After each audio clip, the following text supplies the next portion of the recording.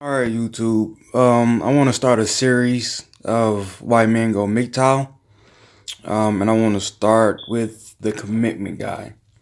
Now, the commitment guy is basically the guy that can't really offer, doesn't have anything to offer besides commitment or some type of stability for a woman.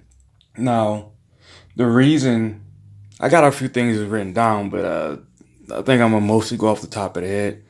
These are just points, but um, the commitment guy, as you see at the bottom, he has to be the commitment guy. He doesn't have a choice because that's his only calling card for when it comes to dating and relationships. That's all he's seen for.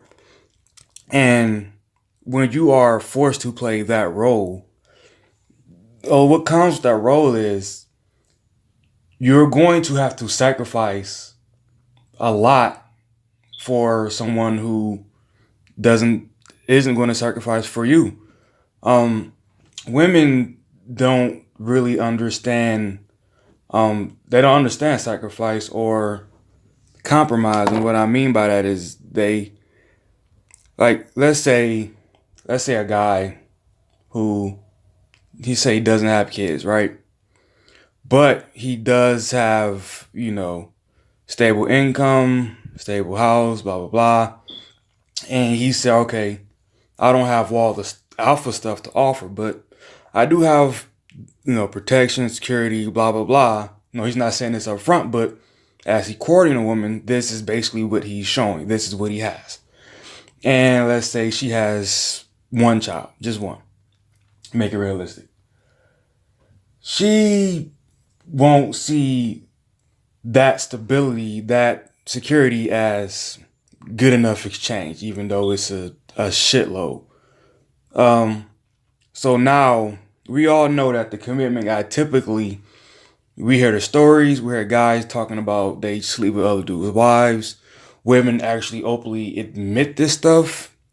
So basically you're going to it's like a really high percentage that you're going to end up going to work, doing all this stuff that you used to do for yourself. You used to have all your money, all your income, all your everything you go and get for yourself, but now you're sharing it with two at minimum two other people, and another guy is quote unquote getting the goods while you're doing all the work. You're basically paying somebody else's price for something. Uh, that's like imagine going to get a new car, but somebody else drives it. It's the same thing. You're going out instead of having like take me for example. I'm single, no kids. All my income is for me. If I was to take on some situation like that, basically now instead of being able to buy all the bullshit and fun shit that I want to buy, now I'm buying school clothes, I'm buying shoes, whatever extracurricular activities, and is basically all for nothing. You know what I mean? Like nobody in their right mind would take that deal because that deal is going to go unappreciated. You're basically just going to be used, and it's justified. How many times have you heard, "Oh, well, you can't just have this. You got to have, personality. You got to have this." Now, I'm a firm believer if you don't have something to offer, well, the main thing that is being asked, you sweeten the deal with something else. That's typically how all situations go, even in relationships. But again, as I stated, that's not what it's going to be taken for. It's not going to be understood, okay, yes, I have to give up the things I lust for the things I'll just take what I need because that's what I can get from this guy. No,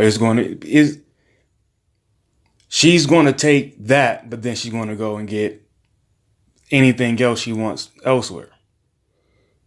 Like you, and it's not just the commitment guy that is done for it. For example, let's say the guy who we hear about it, all they can do is have sex, right? But she still goes outside of him to get any other need met that she's not getting met there, emotional, financial, anything. So that's the commitment guy, and why if you're in that situation, you have no choice but to go MGTOW. MGTOW at that point for the commitment guy's not even a choice. So that's my put on it. If I missed something, and I know I did, because I'm off the top of the head. If I missed something, put it in the comment section, or if you disagree, you think I'm full of shit, I want to hear. I'm out.